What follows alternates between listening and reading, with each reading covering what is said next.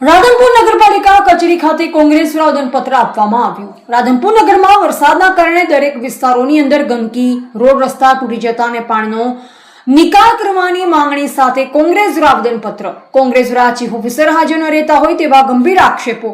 રાધનપુરમાં વરસાદ બાદ નગરપાલિકાની ઘોર બેદરકારી આવી સામે ઢીંચાસામાં પાણી ભરાતા વેપારીઓ રિક્ષા ચાલકો ભારે મુશ્કેલીમાં।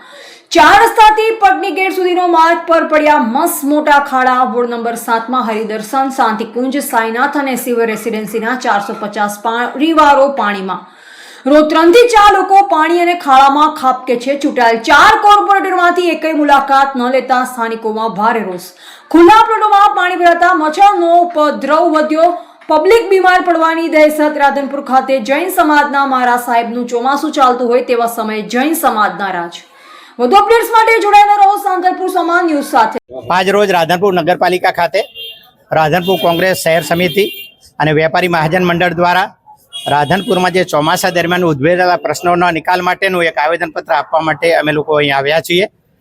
રાધનપુરમાં જ્યારથી વરસાદ થયો ત્યારથી રાધનપુરની હાલત ખૂબ કફોડી થઈ ગઈ છે।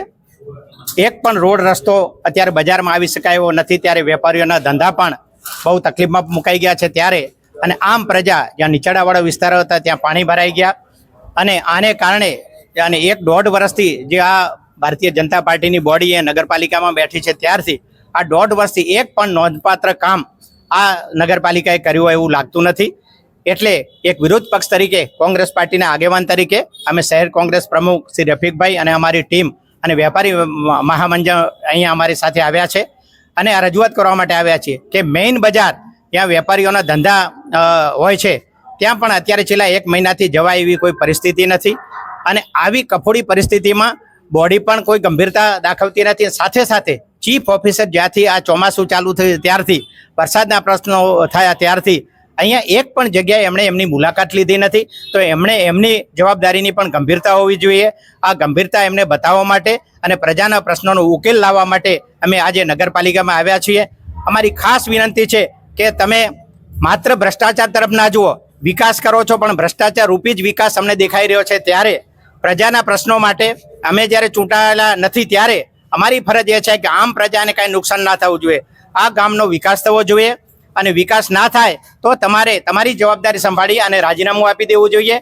ખાસ મારી કહેવાની વાત એ થાય છે કે શહેરના શ્રેષ્ઠી અહીંના કુળગુરુ કહેવાય એવા જૈન સમાજના અભયસુરી બિલકુલ ધંધા કરી શકતા નથી। રિક્ષાવાળા રિક્ષાનો ફેરો કરી શકતા નથી। 4 રસ્તાથી કોઈ પણ પેસેન્જર બજારમાં પાટણી ગેટ સુધી આવી શકતું નથી।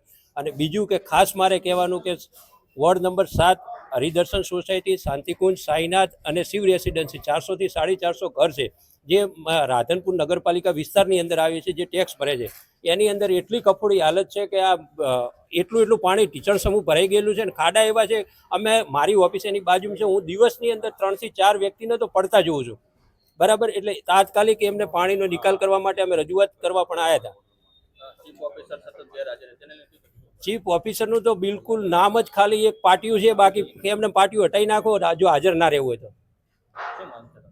બિલકુલ ચીફ ઓફિસરને કોઈ નૂટન છે, બિલકુલ કોઈ કામ કરવામાં કોઈને રસ નથી। અને 7 નંબર વોર્ડના 4 કોર્પોરેટર ચૂંટાય, એક પણ કોર્પોરેટર હજુ સુધી સાઈનાથ સોસાયટી, હરિદર્શન અને શાંતિકુંજની અંદર આંટો નથી મારે। સોસાયટીની સમસ્યા 5 સોસાયટીની સમસ્યા છે, એક પર્સનલ કોઈને નથી। મેઇન હાઈવેની બિલકુલ હાઈવે ઉપર ઢીચણસમાં પાણી છે અને સોસાયટીની અંદર તો ખુલ્લા પ્લોટો જે પડ્યા ને એની અંદર એટલા મચ્છર છે, કાલ ઉઠીને આટલી પબ્લિક મોદી થશે તો જશે ત્યાં।